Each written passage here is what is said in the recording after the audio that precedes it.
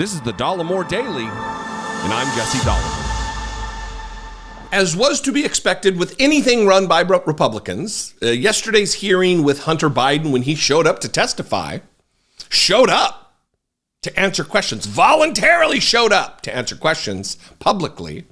It turned into an unmitigated disaster. Because again, when Republicans have their hands on something, when they're in charge, it is chaos. James Comer couldn't keep control of anything. He had Marjorie Taylor Greene running the thing, Nancy Mace mouthing off, a host of white nationalists like Paul Gosar trying to make points. It was a shit show, to be sure. And there's really no way to show you, to outline what took place in a chronological manner because of the chaos. So I'm just going to start here.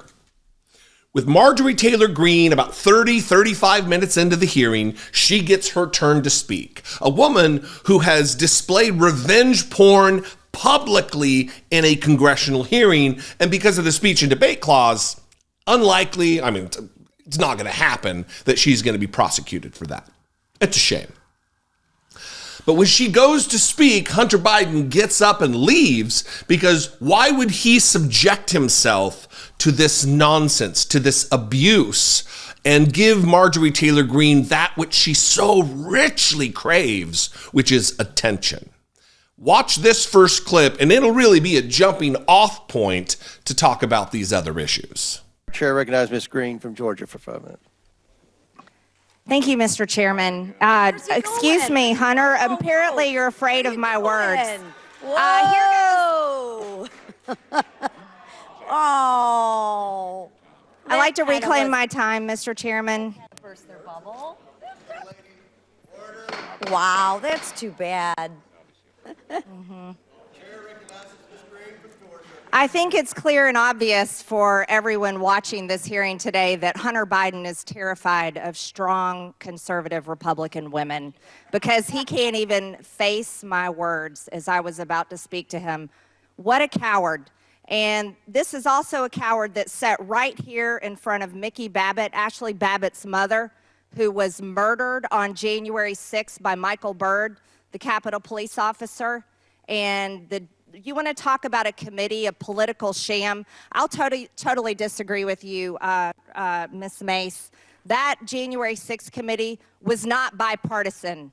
It was a complete setup to go after President Trump, go after Republicans, go after anyone that believes in free and fair elections, people that believe the Department of Justice should be fair and balanced, not a political weaponized department of the federal government that is targeting President Trump, his supporters, people that walked in the Capitol on January 6th, and now people that stood outside the Capitol. There's been no justice for Ashley Babbitt's family. Michael Byrd has never been charged with anything. He was let off, and he was given a promotion and allowed to walk free. And Hunter Biden just walked out. That is an example of not following the law. Hunter Biden thinks he's above the law.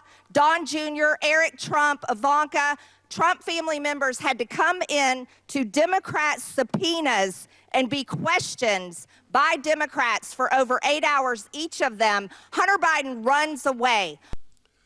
Hunter Biden didn't run away. Hunter Biden showed up and didn't get called to the witness stand. He showed up there, ready to testify, and wasn't called as a witness, Marge. Trash. Abject trash. A member of Congress hurling invectives at a potential witness, at a private United States citizen under the color of protection from the speech and debate clause. If you want to hurl invectives, you piece of shit, Marjorie Taylor Greene, get yourself a YouTube channel. You can do what I do, you horrible garbage person. Ashley Babbitt wasn't murdered. Ashley Babbitt was a traitor to this nation who attacked the United States Capitol, was attempting to gain access to the floor of the United States House of Representatives, the chamber, and was shot in her attempt to do that. She was a frothing at the mouth maniac, right-wing nut job. But this hearing was about subpoenas. It was made very clear by Republicans at every turn that this is outrageous, that he's ignoring our subpoena while he's in the room. He showed up, which is laughable, not that he showed up, but that they're whining and wailing about subpoenas. This is about following the law. Garbage human Marjorie Taylor Greene wails. When Jared Moskowitz explained very, very adroitly about exactly how the Republicans do view legally issued subpoenas from the United States Congress. To my colleagues who talk about lawful subpoenas, I appreciate the gentlelady from South Carolina who voted to hold people in contempt. Listen, I'll make this bipartisan. I'll vote for the Hunter contempt today. You can get my vote. But I want you to show the American people that you're serious. Here is the subpoena to Representative Scott Perry, who did not comply. I'd like to enter this into the record. Here is the subpoena to Mark Meadows. I'd like to enter this into the record, who did not comply. Here is the subpoena to Jim Jordan, who did not comply with a lawful subpoena. I'd like to enter that into the record. Here is the subpoena to Mo Brooks, who did not comply. I'd like to enter that into the record. Here is the subpoena to Mr. Biggs, who did not comply. I'd like to enter that into the record. And here's the subpoena to Mr. McCarthy, who did not comply. I'd like to enter that into the record. There's an amendment coming to add some of those names into the contempt order.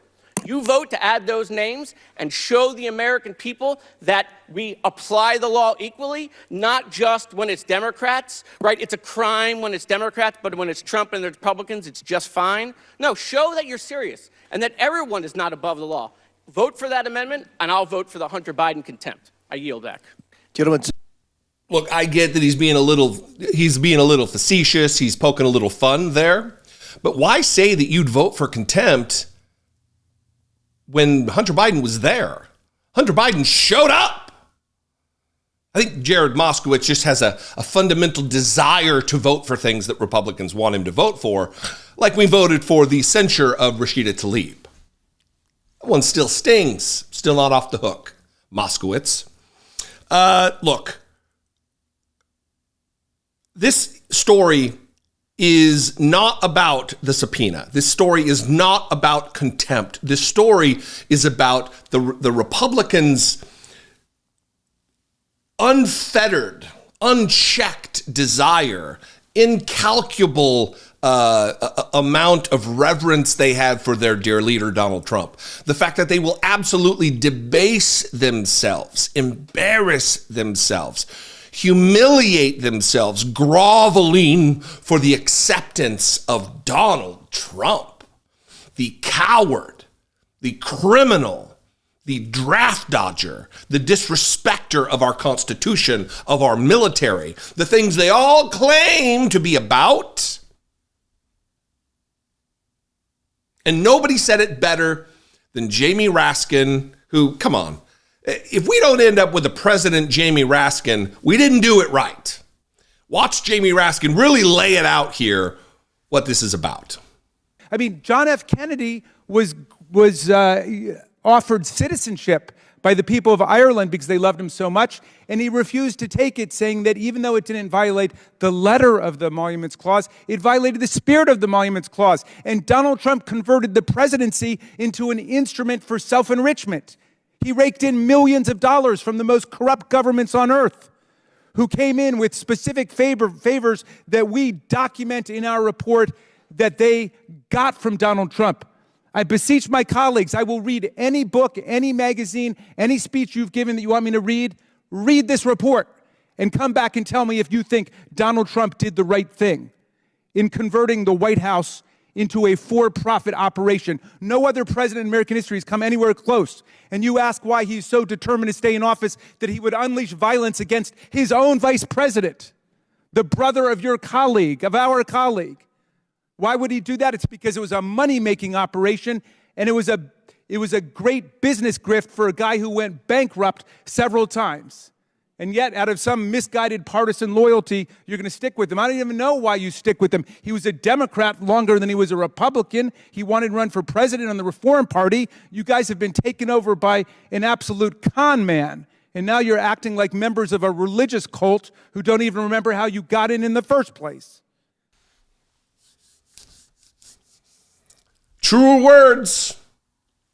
Truer words, as the saying goes. Misguided partisan loyalty. Very kind, to put it that way. He goes on more accurately to describe them as being taken over by a con man, and now you're just part of a religious cult. A cult that is doing the dirty work for Donald Trump, with James Comer guilty of the same crimes that he alleges Joe Biden and Hunter Biden took part in. Chaos is what you get when Republicans are in power. Yesterday should have made it crystal clear if you were on the fence or vacillating in some way about the matter. Republicans bring chaos, disorder. And it's what they will bring if Donald Trump becomes president again in 2025. What do you think? I'd love to know. Did you watch any of this? What did I miss? 714-576-4054. Of course, you can email me daily@dollemore.com. Ended up being longer than I thought it would, longer than I wanted it to be. Thanks for sticking around. If you're still here, if you're not still here because you clicked off, well, you know, what are you going to do? If you are still here, please consider supporting this work, helping produce what we do here. Click the join button below for $2 a month, $1.99. You can become a channel member. You can hit the super thanks button. You can buy some merch. Make sure you're subscribed. You can go to my Patreon page, patreon.com/IDoubtItPodcast. Share this video with someone who needs the information. All of these are great ways to help support what we do. Follow me on social media. I'm everywhere at Dollemore. I'd love to see you there. And I will see you next time. Until I do, be genuine. Take care of one another.